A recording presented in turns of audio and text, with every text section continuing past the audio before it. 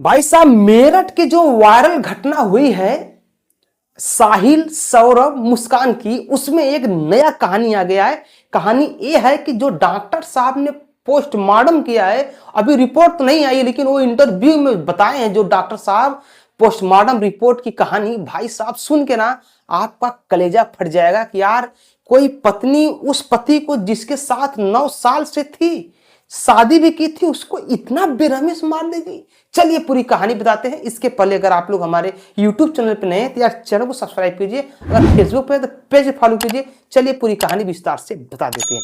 भाई साहब डॉक्टर साहब से लोग मिलते हैं, डॉक्टर साहब से पूछते हैं कि डॉक्टर साहब आप ये बता दीजिए कि किस प्रकार का चोट था सौरभ जी को, किस प्रकार से मारा गया था सौरभ जी को। चलिए ये कहानी थोड़ा सा हम ब्रेक रखते हैं, चलिए थोड़ा सा और कहानी आपको बता देते हैं कि शुरुआत में हुआ क्या था। भाई साहब देखिए, जैसा कि आप लोग जानते हैं कि 25 फरवरी को मुस्कान का बर्थडे था। उस मुस्कान के बर्थडे में खुद सौरभ आकर पार्टी किए थे, अच्छा खासा मतलब पार्टी मनाए थे। मुस्कान की जिंदगी के लिए और अच्छा बेहतर बीते, सौरभ बहुत अच्छा खासा पार्टी मनाए थे। उसके बाद 28 फरवरी को सौरभ और मुस्कान की एक बेटी थी 5 साल की पीहू, उसका बर्थडे था। ये सब उस बर्थडे को भी बहुत बढ़िया से मनाए थे। लेकिन उसके बाद 3 मार्च को भाई साहब सौरभ को मार दिया गया। मारा कैसे गया? खाने में उससे कुछ ऐसा मिला दिया गया कि जिससे वो बेहोश हो गया। उसके बाद बेहोश होने के बाद मुस्कान ने साहिल को फोन किया, साहिल आया, सौरभ के 4 टुकड़े किए गए।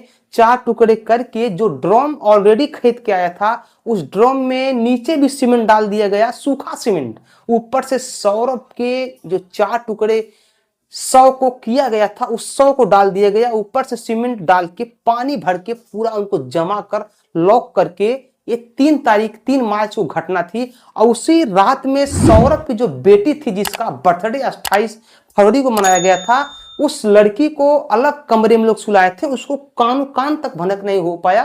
और 4 मार्च को उस लड़की को अपने मायके छोड़कर मुस्कान और साहिल दोनों लोग चले जाते हैं मनाली।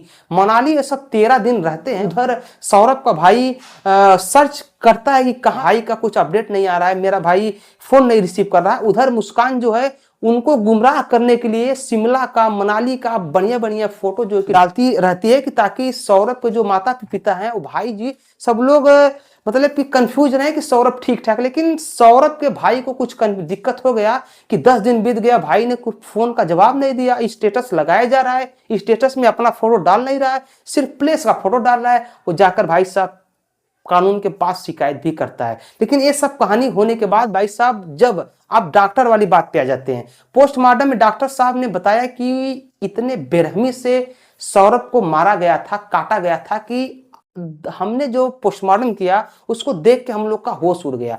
उसका जो दिल होता है, हृदय में चाकू से वार किया गया था कि ये जल्द से जल्द इसकी जीवन लीला समाप्त हो जाए। अब आप एक बार सोच लीजिए कि यार जिस लड़की के लिए सौरभ ने अपने माता पिता को बात को ठुकरा दिया था, लव मैरिज शादी मुस्कान से किया था, वही लड़की किस प्रकार से इतना बुरा तरीका से सौरभ को मौत के घाट उतार देती है। भाई साहब ये कहानी सुन के ना सबको बहुत ज्यादा दिक्कत हो रही है, बहुत ज्यादा प्रॉब्लम हो रही है कि यार इस प्रकार से कोई कैसे कर सकता है।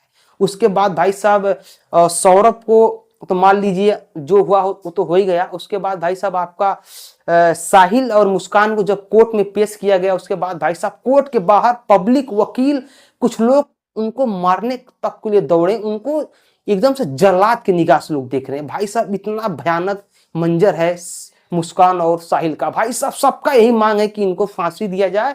सबका तो छोड़िए, मुस्कान की जो माँ पिता हैं वो सब यही बोल रहे हैं कि मेरी बेटी को फांसी दीजिए, ऐसी हैवान, ऐसी जल्लाद बेटी हमको नहीं चाहिए।